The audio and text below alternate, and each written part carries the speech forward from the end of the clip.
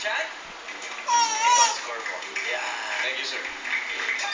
Maraming salamat. Ito Catch by Hannah tomorrow at the Music Museum, 7 p.m. featuring our backup singer. May Hannah. May Hannah. Yan ang kumanta ng umbrella. Bakit? Rihanna. Ah? Naglalaro ng laway. No. Pakinggan natin kung ano masasabi sa'yo. Karil.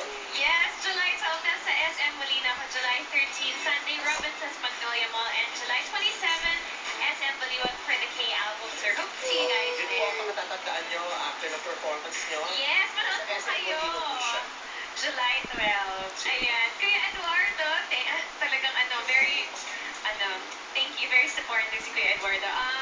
Cute, nandiyan ba rin yung pagka-name nyo kanina pagpasok nyo na sumasaludo kayo sa amin.